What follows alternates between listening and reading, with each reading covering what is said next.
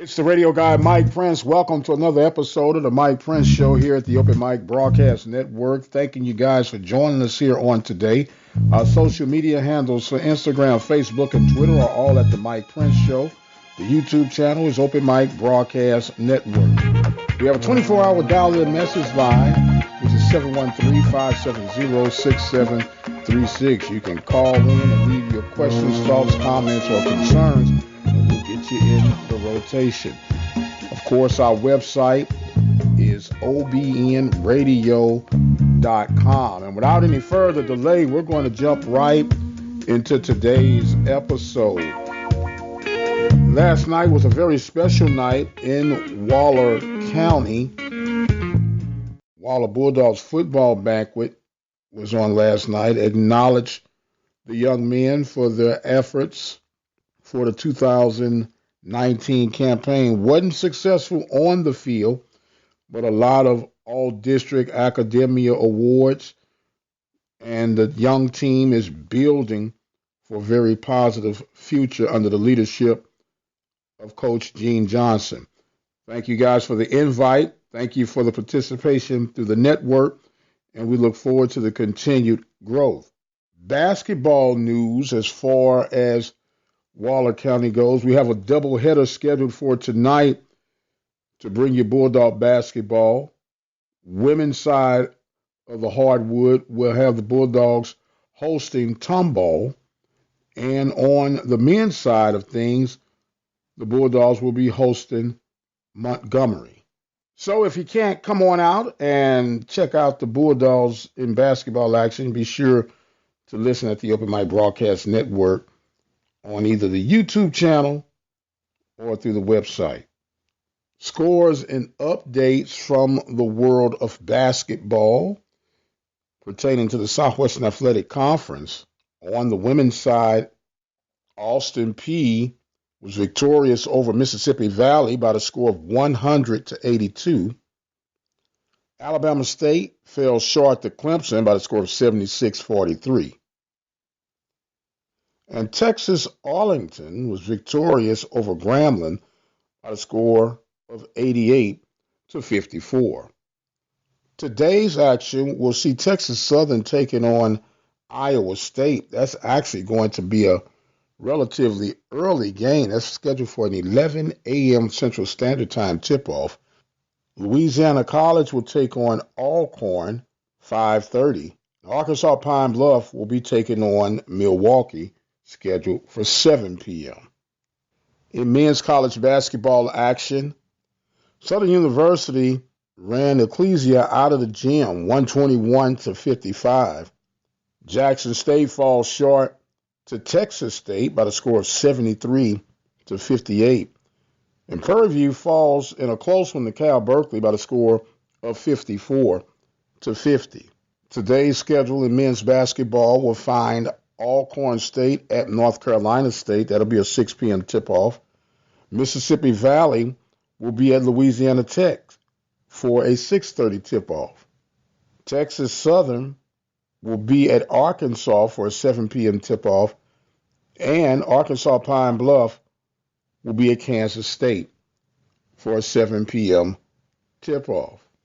In football news, Texas Southern Tigers released their 2020 football schedule, and it is a relatively interesting schedule. Of course, they'll open up with the Labor Day Classic against Prairie View. Prairie View will host that game next year. Also on the schedule for the Tigers will be Houston Baptist, Alabama A&M, Jackson State. Their homecoming opponent will be Texas Permian Basin.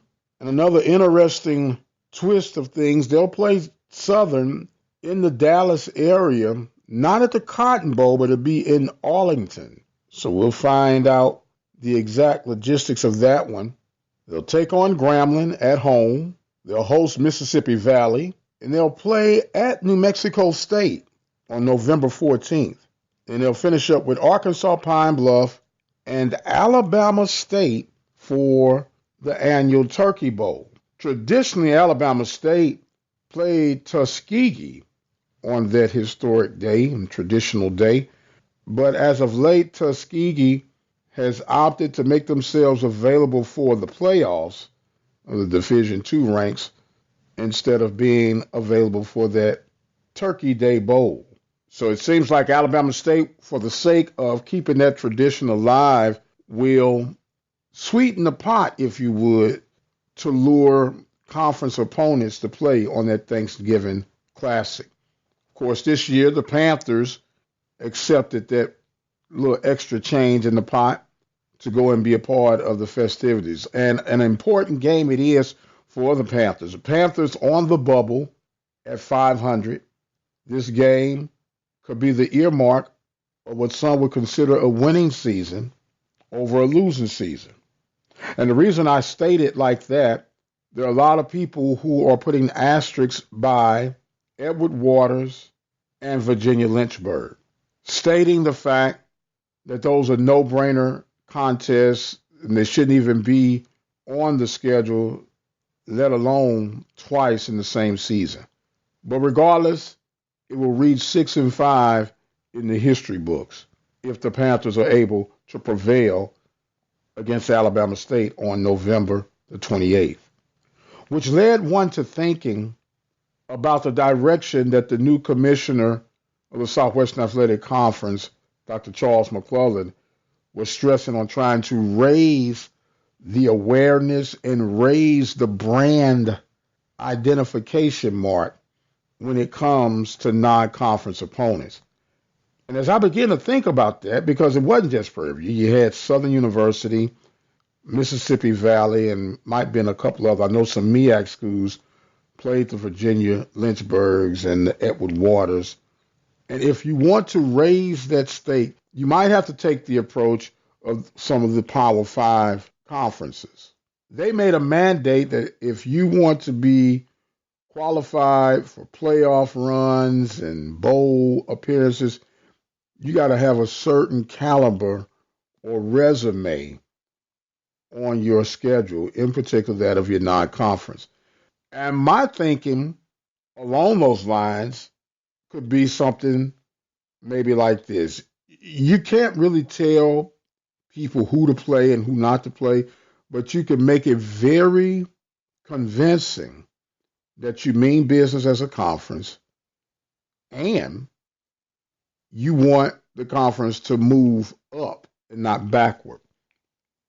So my proposal would be something along these lines. You can schedule the Lynchburgs, the Edward Waters, the D3s, the invisible programs. But whatever you are paying them to come and be part of your exhibition day, how about the conference fines you twice as much as you paid them to come and be a part of that game? I think that would be a very creative and positive deterrent from scheduling these games to begin with and then adding a bit of prestige to the conference. I think the schools that should be on your radar, you get 3 non-conference games on average to play. And we're really in competition. When I say we, the Southwestern Athletic Conference, the Mid-Eastern Athletic Conference, you're in competition with the Ohio Valley Conference and with the Southland Conference. Why not schedule you out of your 3 games, 1 from the Ohio Valley, 1 from the Southland, and then the 3rd game could be your money game if that's what you so choose. But it has to be a money game that makes sense. Not just a money game for the sake of taking a money game, but a money game that could be a winnable game and at least give you a fighter's chance. But what it does is it creates and builds the resume as a conference that it could be looked upon as a bona fide, legitimate conference worthy of a potential at-large bid invitation for the FCS Championship Series. We know that the top 2 teams in the Southwestern Athletic Conference will play for the championship. And that winner will go on to the Mid-Eastern Athletic Conference opponent to meet for the Celebration Bowl. We would also like to acknowledge and say congratulations to Dr. Dennis Earl Thomas, Commissioner of the Mid-Eastern Athletic Conference. He was nominated for the Black College Football Hall of Fame. However, that 3 and 4 seeded team in the Southwestern Athletic Conference, that number 2 or 3 team in the Mid-Eastern Athletic Conference, providing that the schedule is up to snuff, could qualify for an at-large bid invitation for the playoff run. Say what you want to say, it would still add some prestige, it would still help with recruiting, and it would still make your institution relevant in the world of recruiting and just straight up brand recognition. Love to hear your feedback and commentary on that topic. The dial-in line is 713-570-6736. Let us know what you think about it. We'll dissect this a little bit further throughout the off season. As you know, football is one of those that you could talk about year round. And as the playoff runs begin and the bowl games begin, we'll have a lot of football to talk about. And we might as well continue to look into it. Let us know what you think. 713-570-6736. I am going to exit stage left for right now. Once again, we want to thank the Waller Bulldog football program and Coach Gene Johnson for the invite. Had a great time. Don't forget, basketball action tonight here on the network. Bulldogs in a doubleheader. Women hosting Tomball, men hosting Montgomery. Tip-off begins at 5:30. Got the exit stage left. But until the next time, you guys be blessed, and we'll see you on the other side.